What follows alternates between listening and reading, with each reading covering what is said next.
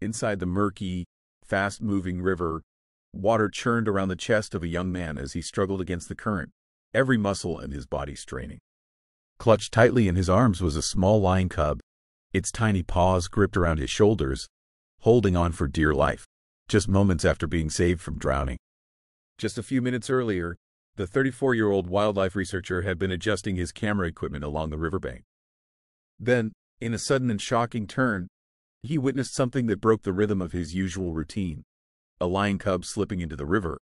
The current, swollen and violent after a night of heavy rains, had seized the cub immediately. For 8 years, this man had documented the wildlife of Kenya. And in all that time, he'd never once broken the golden rule of the profession: do not interfere with the natural course of events. But this time was different. The cub, likely no older than 4 months, had wandered too close to the water's edge when the soft earth beneath its paws gave way. It slid helplessly into the torrent. Its sharp, panicked squeal as it was swept away pierced through the professional detachment the researcher had spent years developing. Acting purely on instinct, he dropped his camera, dove into the water, and swam straight into danger. "I couldn't just stand there and watch it drown," he later told investigators. "Everything human in me overwhelmed the restraint I trained for years to uphold." The impulse could have cost him his life. During the rainy season, the river becomes unpredictable and deadly. It devours anything in its path. Hidden logs, whirlpools, and debris have claimed the lives of both animals and people before. As he swam toward the cub, he slammed his left shoulder into something massive under the water, perhaps a branch or a sunken tree. The blow was strong enough to nearly knock him unconscious, but the drive to save the helpless cub kept him from going under. He reached the exhausted little creature, which was barely breathing and shivering in terror. It latched onto his neck with surprising strength. The man could feel its tiny heart pounding wildly against his chest. That moment marked the beginning of the most dangerous part of the ordeal: the return against a current that refused to release them, pulling them downstream toward the place where, he knew, crocodiles lurked. What he didn't know was that he wasn't alone. On the opposite bank, hidden among the acacia trees, 5 adult lionesses were already watching. They had heard the distressed cries of their cub and had tracked the scent to the river. Just as the man was making his rescue, the pride emerged from the underbrush. When he finally reached a shallow part of the river, soaked and drained, and lifted his head, he saw a terrifying sight. The entire pride was there: 5 lionesses and a large male with a dark mane, who looked especially threatening. They stood still, arranged in a half-circle. Their amber eyes, bright like molten glass, were locked on him and the cub in his arms. His mind raced through every possible scenario, but it became quickly clear: he had nowhere to go. Waist deep in water, clutching one of their young, with 6 adult lions in front of him, the wrong move would mean instant death. The largest lioness, clearly the alpha of the group, stepped forward, approaching the water. The man froze, bracing for the attack. He knew lions were fiercely protective of their cubs, especially the lionesses. And here he was, an outsider, holding one of their young. Everything he'd learned in years of field observation said this would end in violence. But instead, something astonishing happened. The lioness looked into his eyes, and there was no anger, no hostility. Instead, there was something he had never seen in a wild predator: recognition, and maybe even gratitude. The turbulent river slammed against his chest as he struggled to keep his footing, the cub clinging tightly to his shoulders. Only moments earlier, he'd been calmly preparing his camera gear, when the cub had slipped into the swollen river after the rains. Although he'd spent years working in this reserve, never once had he broken the sacred principle of nature photography: never interfere. But this time, everything was different. The cub, so young it likely hadn't yet reached 4 months, had ventured too close to the edge, where the ground collapsed beneath its paws. Its piercing cry as the current swept it away had shattered the researcher's emotional defenses. Without hesitation, he dropped his equipment and plunged into the treacherous river. Later, he would explain, "I just couldn't stand by and watch him drown. My human instincts completely overpowered the professional training I relied on for years." The price of that instinctive act was nearly fatal. During floods, the river is extraordinarily deceptive, filled with hidden hazards. Many animals, and even people, have perished there, The man almost lost consciousness after a submerged log struck his left shoulder. But his determination to save the panicked little cub drove him on. Eventually, he managed to grab hold of the waterlogged animal. It immediately clung to him, wrapping its paws tightly around his neck. He could feel its tiny heart racing against his own chest. And as he turned back toward the bank, fighting against the river, his grip that pulled him toward crocodile territory, he still had no idea they were being watched. In the thick acacia brush along the shore, 5 adult lionesses had been searching for the cub. Drawn by its cry, they had followed the scent to the river, arriving just in time to see the human struggling through the water. When the man, nearly spent, gasping for air, finally reached the shallows, he looked up, and his heart stopped. On the bank stood the entire pride, the lionesses, and an enormous male with a thick dark mane. They were motionless, forming a half circle, and every golden eye was fixed on him and the cub. Thoughts flashed through his mind, but reality quickly settled in. There was no escape. He stood waist-deep in muddy water, holding a wild lion cub, face to face with 6 of Africa's apex predators. One wrong move, and it would be over in seconds. Then the largest lioness, clearly the leader, took a slow step forward, closer to the water. The man held his breath, preparing for the inevitable. He knew just how fiercely lions protect their young.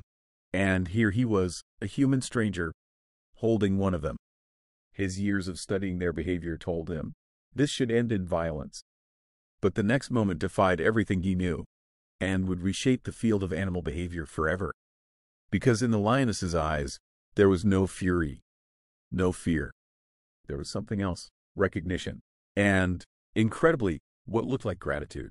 The cub, still pressed to his chest, let out a soft, high-pitched mewl, a call to its family. That sound broke the tension like a blade through silence. Events unfolded next under the unblinking eye of the man's waterproof camera, which had continued recording through it all. The lioness calmly stepped into the water. Her wide paws rippled the surface as she approached. Every muscle in the man's body tensed, expecting a pounce. But it never came. Instead, she stopped just a few feet away, and bowed her head, low and deep. The gesture defied every rule of predator instinct. It lasted only seconds, but the rest of the pride remained frozen, as if witnessing a ritual of profound meaning. Raising her head again, she looked him directly in the eye. It wasn't the gaze of a hunter assessing prey. It was the gaze of an equal, acknowledging another. The cub began to stir, reaching its paws toward its mother, making short, bird-like chirps. The lioness responded with a gentle, chuff-chuff, the sound lionesses make when grooming or comforting their young. "It's okay now, little one," the researcher whispered, his voice barely audible over the rushing river. "Your family's here." As if understanding, the lioness took another slow, cautious step forward. The man's heart thundered in his chest, but her movement was gentle, free of threat. What happened next would be studied by behavioral biologists for decades. The moment the researcher stepped onto the soft riverbank, still cradling the weakened cub, something extraordinary happened. The predators, who moments before could have torn him apart, silently shifted, creating a gap in their semicircle, as if opening a path. Slowly, reverently, he dropped to his knees and gently set the cub down on the earth. Instantly, the mother surged forward, enclosing her baby in her muzzle, checking him, nudging him, making sure he was okay. A deep, resonant purring emerged from her chest, a sound of profound relief. One by one, the other lionesses approached, each taking turns to sniff and inspect the little one, ensuring he was alive and unharmed. Then the male lion, until now silent and still, stepped forward last. His massive head lowered slowly, and he softly touched the cub with his nose, a gesture of acceptance and recognition. The man remained kneeling, soaked to the skin, quietly watching as this sacred moment of reunion unfolded. In any normal circumstance, any human would have been shaking with fear, surrounded by Africa's most dangerous predators. But he felt no fear. What he felt was awe, something nearly spiritual. He'd been permitted to witness something humanity almost never sees. As the pride finally settled around the recovered cub, the man began to slowly back away, not wanting to disturb their tender reunion. But once again, something unbelievable happened. The lioness, still embracing her cub, released a sound the researcher had never heard in his 8 years of work in the wild. It wasn't a roar or growl. It was soft, deep, almost like a rumble of spoken language. And the others responded instantly. All at once, the pride rose to their feet and began to form into a precise formation. In just a few seconds, they had arranged themselves into 2 straight, parallel lines, forming a living corridor. The path stretched from the man to the acacia tree where his camera and gear still lay. He could hardly believe his eyes. It looked like an escort, an honor guard. And it was all being recorded by the microphone clipped to his waterproof camera. "They're walking me out. They're guarding my exit," he whispered, barely breathing. The lioness took the lead, positioning herself to his right. The male lion silently moved to his left. The rest of the lionesses arranged themselves evenly on both sides, perfectly synchronized, like royal sentries escorting a king. The man walked at the heart of this unprecedented procession, surrounded by predators whose combined weight exceeded 1,500 pounds. Not one of them saw him as a threat. The cub, now regaining its strength, walked beside its mother. Every few steps, it glanced back at the man, not with fear, but with curiosity. And now and then, it brushed against his leg, as if to say, "I remember you." When the group reached the tree where his gear lay, the lions came to a halt. The lioness stepped forward one last time, her massive head tilted slightly, eyes fixed on his face. Then she did something that would later become the image seen around the world, in headlines, documentaries, and viral videos. She gently pressed her forehead to his. It was a typical lion gesture, a greeting shared among members of the pride to express trust and belonging. "Thank you for trusting me," the man whispered, not expecting to be understood, but meaning it with every fiber of his being.